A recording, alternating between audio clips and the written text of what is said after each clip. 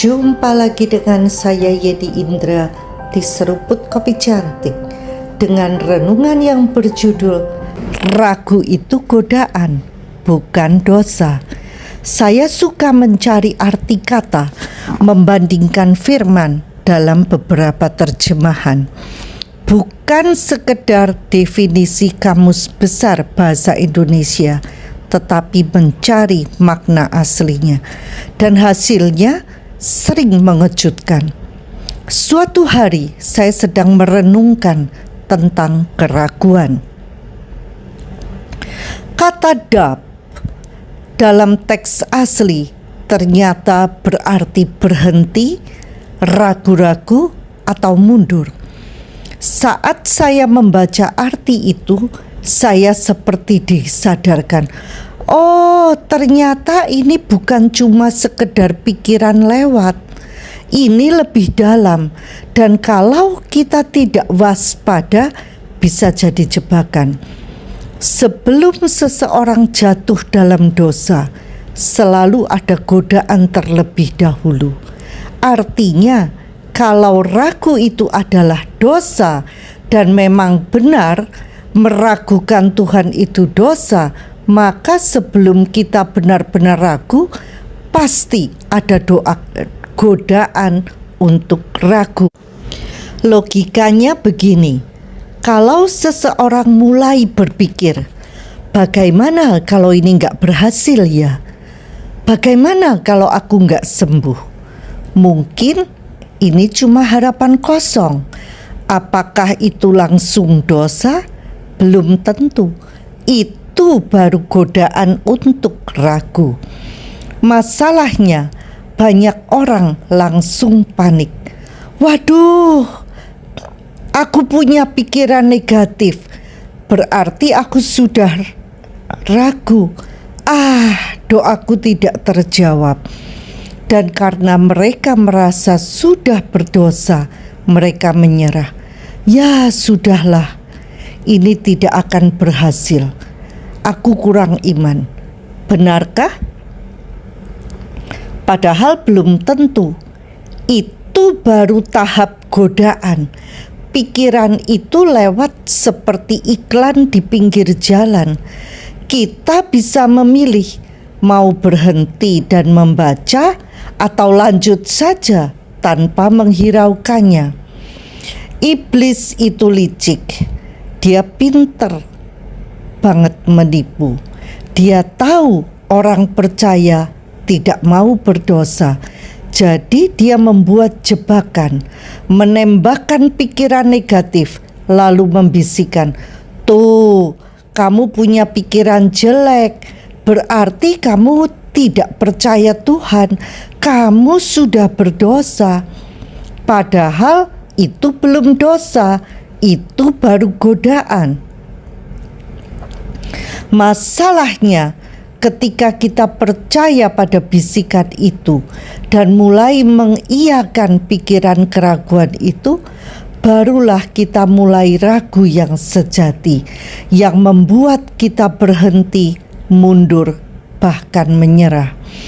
Kita perlu tahu Tuhan bicara kepada kita, tetapi iblis juga mencoba menyusup.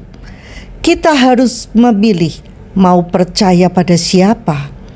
Ketika Tuhan berkata, engkau sudah sembuh, oleh karena bilur-bilurku engkau telah sembuh.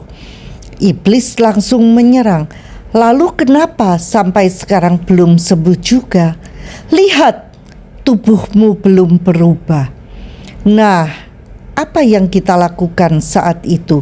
Itu momen pentingnya.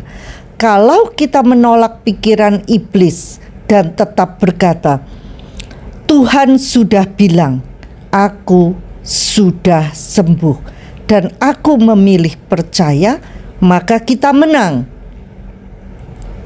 Tetapi kalau kita mulai merenung dan menyetujui pikiran negatif itu, kita mulai tergelincir ke dalam ragu.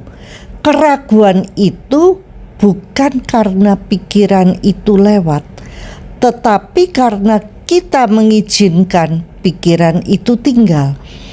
Sama seperti burung yang terbang di atas kepala kita.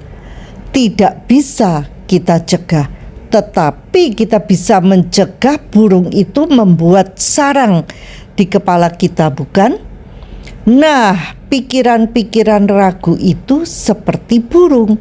Dia bisa lewat, bisa numpang lewat di pikiran kita, tetapi kitalah yang memutuskan mau dipelihara atau diusir.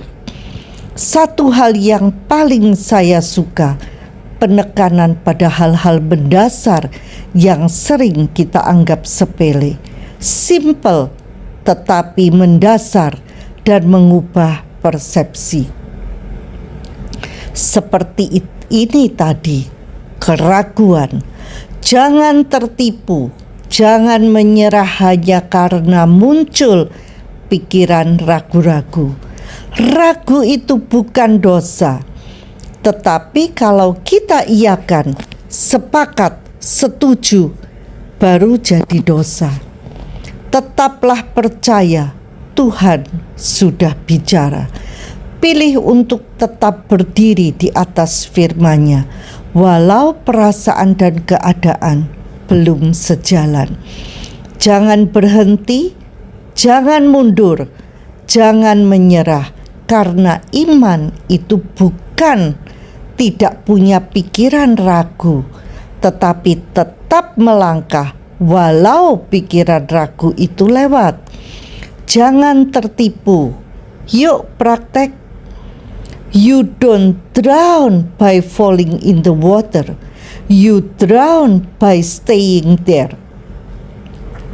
Quote dari Edwin Louis Cole. Kita tidak tenggelam karena jatuh ke dalam air. Kita tenggelam karena tetap di sana. Quote dari Edwin Louis Cole.